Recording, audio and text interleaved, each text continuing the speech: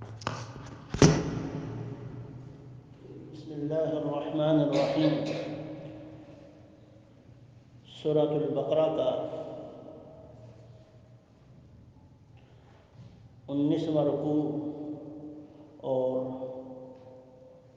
پارے کا سورہ سیقول پارے کا دوسرے پارے کا تیسرا رکوع۔ یا ایھا الذین آمنوا استعینوا بالصبر والصلاۃ۔ اس رکوع میں اللہ پاک نے، کیونکہ قرآن سمندر ہے اور خزانہ ہی خزانہ ہے، مختصر انداز میں بیان کرنا ہے تو اللہ نے استعانت کو نماز اور صبر کے ساتھ جوڑا ہے۔ اب صبر کسے کہتے ہیں؟ صبر کا مطلب یہ نہیں ہے کہ آدمی صبر کرے۔ صبر کے 3 معنی ہیں۔ ایک معنی ہے جو نیک کام کرتے ہوئے یہ زندگی کے اندر جو حالات آئیں ان پر اللہ کی رضا پر راضی رہنا اور جمے رہنا۔ دوسرا معنی ہے نیک کاموں پر ثابت قدم رہنا، کہ نیک کام کے لیے شیطان زور لگا رہا ہے، نماز نہیں پڑھنے دیتا، اعمال نہیں کرنے دیتا، اس پر ثابت قدم رکھنا، اپنے آپ کو جمائے رکھنا، گناہ کو چھوڑ کر نیکی پر جمے رہنا، یہ بھی صبر ہے۔ اور تیسرا معنی ہے شیطان نے موقع دے دیا، یعنی شیطان کی طرف سے دعوت ہوئی اور موقع بن گیا گناہ کا۔ آدمی گناہ کر رہا ہے، کان کا گناہ کر سکتا ہے، آنکھ کا گناہ کر سکتا ہے، ہاتھ کا گناہ موقع ہے، کسی پر ظلم کرنے کا موقع ہے، لیکن کام اس گناہ کو چھوڑ دینا یہ بھی صبر ہے۔ تو مصیبتوں پر صبر کرنا، استقامت دکھانا یہ صبر ہے، احکامات پر ڈٹے رہنا یہ صبر ہے، گناہوں کو چھوڑ دینا یہ صبر ہے۔ اللہ نے یہ فرمایا یہ کام صبر نماز کے ساتھ ہوگا، اس لیے فرمایا کہ یہ تینوں چیزیں اس کی نماز جیسی ہوگی ویسی ہی تینوں چیزیں مل جائیں گی۔ پھر اللہ نے فرمایا تم شہداء کو مرا ہوا نہ کرو، کہو وہ زندہ ہے۔ یہ ایک مستقل موضوع ہے انبیاء علیہ السلام کی حیات کے بارے میں۔ انبیاء اپنی قبروں میں زندہ ہیں، ایسے ہی شہداء کے بارے میں یہ کبھی موقع ملا تو اللہ پاک سے انشاءاللہ بیان کریں گے۔ پھر فرمایا کہ صبر کرنے پر، کبھی گناہ چھوڑتے ہوئے، کبھی نیکی پر جمتے ہوئے، کبھی مصیبتوں کو برداشت کرتے ہوئے، کبھی بھوک آئے گی، کبھی پیاس آئے گی، کبھی مال بالکل ختم کر دیا جائے گا، کبھی مال کم کر دیا جائے گا، کبھی جان بھی لے لی جائے گی۔ عربوں کے ہاں پھل بہت زیادہ بڑی چیز تھی، جیسے ہمارے ہاں تجارت ہے، ان کے ہاں پھلوں کی تجارت تھی، تو اللہ نے فرمایا پھل بھی ختم ہو سکتے ہیں۔ لیکن ساتھ فرمایا صبر کرنے والوں کو بشارت بھی ہے کہ وہی لوگ کامیاب ہیں اور وہی ہدایت یافتہ ہیں۔ پھر اللہ نے فرمایا کہ صفا اور مروہ 2 اللہ کی نشانیاں ہیں۔ شعائر کہتے ہیں اسلام کی نشانیوں کو، تو اللہ نے صفا اور مروہ کو اسلام کی اللہ کی نشانیاں بیان کیا ہے۔ تو اللہ نے فرمایا جو حج و عمرے پر جائے وہ صفا مروہ کی سعی کرے۔ پھر اللہ نے فرمایا یہ جو کفار مکہ تھے ان کو کہا کہ تم چھپاتے ہو اور ہدایت کو واضح ہونے کے بعد بھی اللہ کی آیتوں کو چھپاتے ہو، تو اللہ نے فرمایا جو ایسا کرتا ہے اللہ کے ہاں ناپسندیدہ ہے مگر جو توبہ کر لے۔ پھر اگلے رکوع میں ان فی خلق السماوات والارض واختلاف اللیل والنہار، اس میں اللہ نے اپنی نشانیاں بیان کی ہیں، اپنی بڑائی بیان کی ہے کہ دیکھو ہوائیں کون چلاتا ہے، بادلوں کو کون لے کے جاتا ہے، سمندر کے اندر کون سارا نظام بناتا ہے، اور بندہ کتنا ناشکرا ہے، اس کو پتہ ہے سارے کام اللہ کرتے ہیں، پھر بھی اللہ کا شریک بناتا ہے، اور اللہ کے شریک سے ایسی محبت کرتا ہے جیسے اللہ کے ساتھ محبت کرنی چاہیے۔ اور پھر اللہ نے فرمایا جب قیامت والے دن عذاب دیکھیں گے تو ایک دوسرے سے بری ہو رہے ہوں گے۔ اللہ نے فرمایا ایمان والو پاکیزہ چیزیں کھاؤ، شیطان کی پیروی نہ کرو، شیطان تمہارا کھلا دشمن ہے۔ پھر فرمایا انما حرم علیکم المیتۃ، اللہ نے مردار کو حرام کر دیا۔ یہ ایک واضح حرام چیزیں بیان کی، خون کو، خنزیر کے گوشت کو، اور وہ چیز جو جانور اللہ کے غیر کے لیے ذبح کیا گیا ہو، مجبور آدمی کو اجازت دی۔ پھر فرمایا جو اللہ پاک کا علم چھپاتا ہے اللہ کے ہاں ناپسندیدہ ہے۔ پھر اللہ نے بڑی بڑی نشانیاں بیان کی ایمان کی۔ نیکی کسے کہتے ہیں؟ میں نیکی ہے ایمان لانا اللہ پر، آخرت کے دن پر، فرشتوں پر، کتابوں پر، نبیوں پر، اللہ کی محبت میں مال کو خرچ کرنا، رشتہ داروں پر، یتیموں پر، مسکینوں پر، مسافروں پر، سائلین پر، غلاموں پر، نماز قائم کرنا، زکوٰۃ ادا کرنا، وعدہ پورا کرنا، تکلیفوں میں مشقتوں میں صبر کرنا۔ اللہ نے فرمایا یہ 10 نشانیاں ہیں، یہی سچے لوگ ہیں، یہی جو ہے کامیاب لوگ ہیں، یہی متقین ہیں۔ پھر اللہ نے فرمایا قصاص، بندہ مر گیا ہے تو بندے کے بدلے میں بندہ، غلام کے بدلے میں غلام، عورت کے بدلے میں عورت جو معاف کر دے گا، یہ عظیم کام ہے۔ پھر اللہ نے فرمایا کہ اللہ پاک نے جب تم دنیا سے جا رہے ہو، دنیا سے جا کسی نے کسی کو قتل کر دیا ہے تو اس کے لیے قصاص ہے، اور قصاص کے اندر یہ نہ سمجھو مشکل ہے۔ اللہ نے فرمایا ایک آدمی کا قصاص لیا جائے گا، پورے علاقے سے قتل ختم ہو جائے گا۔ پھر اللہ نے فرمایا کہ لکھ دیا گیا ہے جب موت آئے تو پھر وصیت کرے، موت سے پہلے وصیت کرے، اس لیے علماء نے لکھا ہے کہ وصیت کر کے جانا مسنون ہے۔ پھر آگے اگلے رکوع میں یا ایھا الذین آمنوا کتب علیکم الصیام، اس رکوع کے اندر اللہ نے روزے کو تفصیلاً بیان کیا ہے۔ روزہ کیا ہے؟ اللہ نے فرمایا پچھلی کتابوں والوں کے اوپر فرض کیا گیا تھا، چند دن ہے، 30 دنوں کو اللہ نے چند دن بیان کیا ہے، اور واقعی ہی یہ چند دن ہے۔ ابھی آتے ہوئے شور مچ رہا تھا، رمضان آ رہا ہے، ایک پہلا اشرا چل رہا ہے اور پھر تھوڑے دن میں ختم، رمضان ختم ہو جائے گا۔ اس میں فرمایا کہ اللہ پاک نے فرمایا جو مریض ایسا ہے جس کی بیماری بڑھ رہی ہو، کوئی سفر میں ہے، اس کو روزہ چھوڑنے کی اجازت ہے۔ اگر بالکل بیمار ہے، روزہ نہیں رکھ سکتا، پھر تو ایک مسکین کا فدیہ دے دے، اور جو روزہ رکھ سکتا ہے وہ روزہ رکھے۔ اور اگر کوئی مریض ہے ابھی ان دنوں میں نہیں رکھ سکتا، بڑے دن ہیں، تو پھر سردی کے چھوٹے دنوں میں رکھے۔ اس میں اللہ نے فرمایا کہ قرآن کا مہینہ ہے، خاص مہینہ ہے، اس لیے علماء کا، بڑوں کا رمضان پڑھنا چاہیے۔ اکابر کا رمضان کی نامی کتاب موجود ہے، اور بھی اکابرین کی کتابیں پڑھنی چاہیے تاکہ وہ رمضان کیسے گزارتے تھے۔ پھر نے فرمایا جو رمضان کے مہینے میں حاضر ہے وہ روزہ رکھے۔ پھر اللہ نے دعا مانگنے کا کہا، اس رمضان کے مہینے میں خاص موقع فرمایا کہ جب میرے بندے مجھے پکارتے ہیں، پوچھتے ہیں اللہ کہاں ہے، تو کہہ دیجیے قریب ہے، خود سنتا ہے۔ پھر اللہ نے احکامات کو بیان کیا، روزے کی راتوں کے اندر جو ہے عورتوں سے قربت کرنے کی اجازت دی، پھر روزہ صبح تک، سحری سے لے کے شام تک روزہ رکھنا ہے، اعتکاف میں بیٹھو، غریبوں کا مال مت کھاؤ۔ پھر حج کے ایام کے بارے میں فرمایا چاند کو چھوٹا سا نکلتا ہے اور مہینے کا پتہ لگتا ہے، بڑھتے بڑھتے بڑھتے بڑھتے بڑھتے بڑھتے بڑھتے پورا مہینہ پورا ہو جاتا ہے۔ پھر اللہ نے فرمایا کہ جو فتنہ کرنے والے ہیں، فتنہ جو ہے یہ قتل سے زیادہ سخت ہے، اس لیے فتنہ والوں کو ختم کر دیا جائے، ان سے لڑائی کی جائے۔ اور پھر اس میں واقعہ ہے صحابہ کا، تفصیل سے واقعہ تفاصیل موجود ہے۔ پھر میں اتم الحج والعمرۃ للہ، حج کو عمرہ کو پورا کرو۔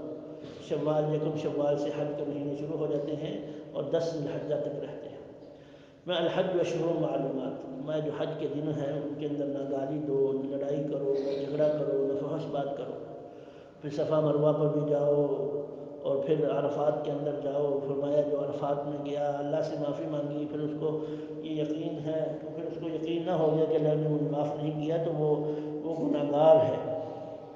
اور فرمایا آخرت بھی مانگو، دنیا بھی مانگو۔ جو صرف کہتے ہیں اللہ مجھے دنیا دے، تو اس کا آخرت میں کوئی حصہ نہیں ہوتا۔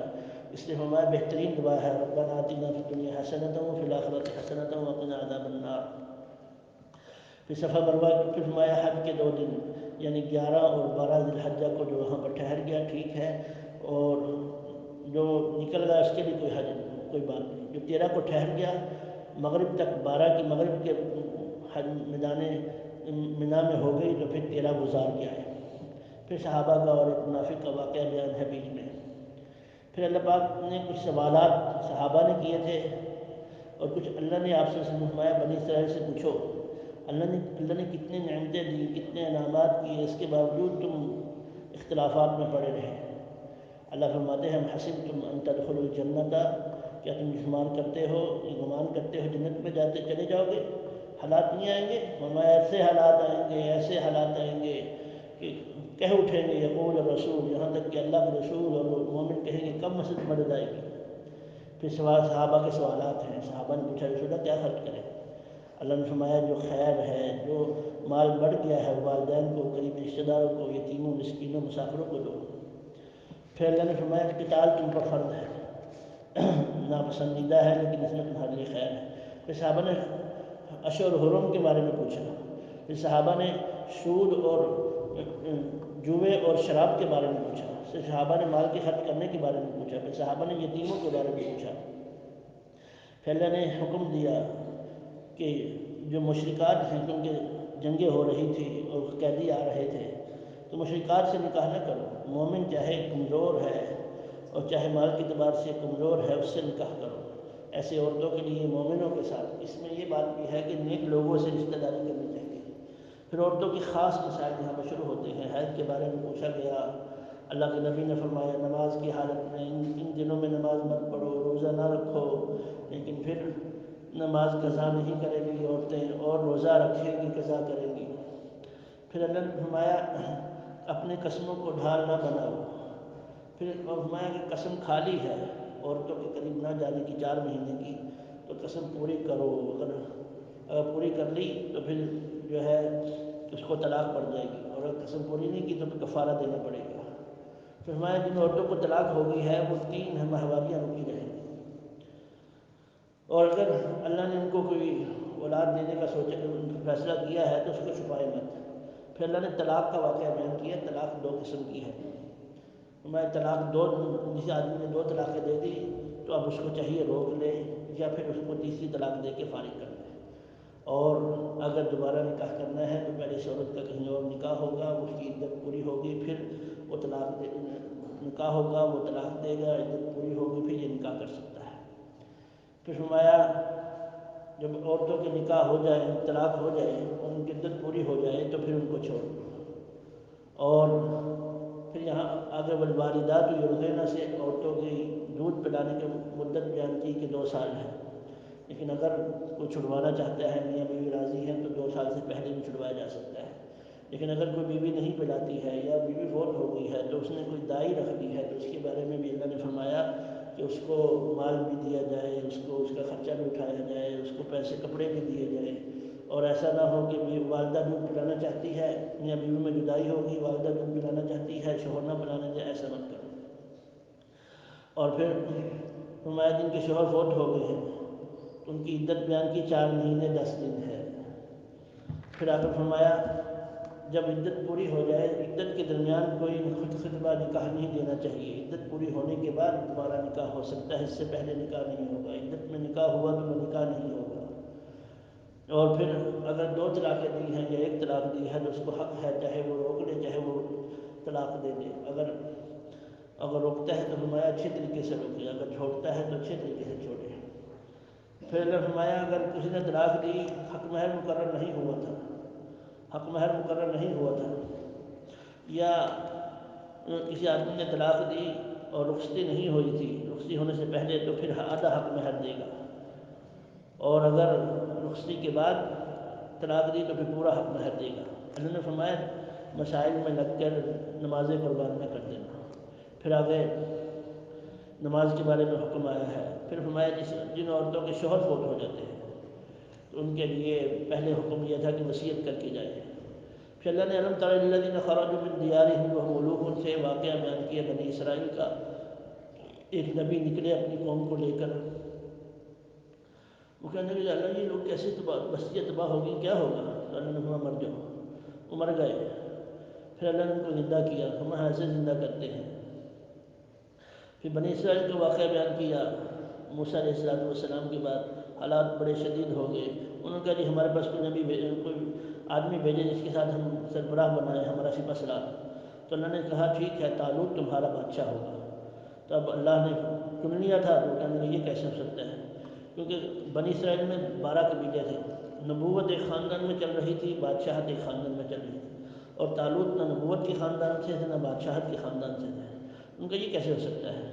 تو اللہ فرمایا کو ہم نے چن لیا، اس کو علم جس کے پاس زیادہ ہے اور جسم کے اعتبار سے مضبوط ہے، تو فرمایا سربراہ بننے کے لیے علم کی ذاتی اور جسم کی مضبوطی چاہیے۔ پھر فرمایا کہ ان کی نشانی، ان کا جی ٹھیک ہے ہم مانتے ہیں، اس کے اوپر کوئی نشانی دے، تو کیا نشانی یہ ہے کہ تابوت ہے جس کے اندر موسیٰ علیہ السلام اور ہارون علیہ السلام کی نشانیاں ہیں، فرشتے اس کو اٹھا کے لائیں گے اور طالوت رحمۃ اللہ علیہ کے دروازے پر رکھیں گے۔ پھر اللہ نے فرمایا امتحان ہوگا، اب ایسے نہیں۔ طالوت علیہ السلام نکلے، راستے میں نہر آئی، فرمایا جو ایک مٹھی 3 چلو پانی پیے گا تو وہ تو ہمارے ساتھ ہے، ورنہ نہیں۔ تو لوگوں نے کہا ہو نہر آ گئی ہے، یہ تو کوئی بات ہے، پانی ہو پیاس ہو نہ پیے، یہ تو سختی ہے۔ انہوں نے پانی پی لیا، ان کا پیٹ کھل گیا، چلنا بند ہو گئے، اور اللہ پاک نے جنہوں نے پی لیا 313 تھے، یہ 313 وہاں سے چلے۔ پھر فرمایا جو جمے رہے تو اللہ نے کیا کیا، داؤد علیہ السلام لشکر میں سب سے چھوٹے تھے، انہوں نے جالوت بادشاہ بڑا سخت کا مقابلہ کیا اور قتل کر دیا۔ تو اللہ نے فرمایا ہم نے ان کو نبوت دی، بادشاہت بھی دی، تو داؤد علیہ السلام پر نبوت اور بادشاہت جمع ہو گئی۔ پھر فرمایا تلک الرسل فضلنا بعضهم، رسول بعض میں ہم نے فضیلت دی ہے، 5 بڑے بڑے پیغمبر ہیں۔ پھر آگے آیت الکرسی ہے، اس کی بہت بڑی فضیلت ہے۔ پھر اللہ جل شانہ نے آگے علم تر الذی حاج ابراہیم فی ربہ سے ابراہیم علیہ السلام کا اور شداد نمرود کا واقعہ بیان کیا ہے۔ ابراہیم علیہ السلام کا، ابراہیم علیہ السلام کہتے ہیں میرا اللہ مارتا ہے زندہ کرتا ہے، اس نے کہا میں بھی مارتا ہوں زندہ کرتا ہوں۔ ایک قیدی کو چھوڑ دیا اور ایک آزاد آدمی کو پھانسی دے دی۔ تو ابراہیم علیہ السلام سمجھ گئے پاگل آدمی ہے، اس لیے فوراً اس دلیل کے پیچھے نہیں پڑے کہ تمہیں یہ کیا، اس کو مارنا تھوڑی کہتے ہیں زندہ کرنا، بلکہ فرمایا میرے اللہ سورج مشرق سے نکالتا ہے تو مغرب سے لیا، تو وہ لاجواب ہو گیا۔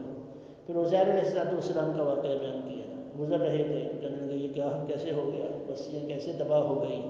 تو اللہ پاک نے فرمایا سو جاؤ، مر گئے، 100 سال سوئے رہے، 100 سال کے بعد اٹھے، کہا کتنے دن ٹھہرا ہوں، خود ہی جواب دیا 1 دن زیادہ دن۔ کھانے کو دیکھو، کھانا اور پینا وہ بالکل ٹھیک تھا۔ گدھا دیکھو کہ گدھا گل گیا، ہڈیاں گل گئی، ختم ہو گئی، بس ایک ریڑھ کی ہڈی رہ گئی۔ تو اللہ نے حکم دیا، گوشت ہڈیاں جڑی، پھر ان کو گوشت چڑھا، پھر کھال چڑھی، وہ کھڑے ہو گئے اللہ کے حکم کے ساتھ۔ پھر ابراہیم علیہ السلام کا واقعہ بیان کیا، ابراہیم علیہ السلام نے اللہ سے عرض کیا اللہ کیسے زندہ کرے گا؟ اللہ ابراہیم تو بھی کہنے یا اللہ اطمینان قلب کے لیے ہمیں 4 پرندے لے لو اور ان کو ٹکڑے ٹکڑے کر دو، مانوس کرو پہلے، پھر ذبح کرو، 4 پہاڑوں پر رکھو، پھر ان کا نام لو، آپ کے پاس آ جائیں گے۔ پھر اللہ پاک نے ترغیب دی، لوگوں تم نے کھانا سیکھا، لگانا بھی سیکھو، جس کو کھانے میں مزہ ہے، جو لگانے کی مزہ ہے وہ کھانے کے مزے سے زیادہ ہے۔ اطمینان قلب، اللہ کی محبت، فرمایا جو اللہ کے راستے میں خرچ کرتا ہے اس کو 1 پر 700 ملتا ہے۔ پھر ایک بڑی بات فرمائی، خرچ کر کے کبھی تانا نہ دو، ارے تو وہی ہے میرے پیسے سے بننے والا، کھانے والا۔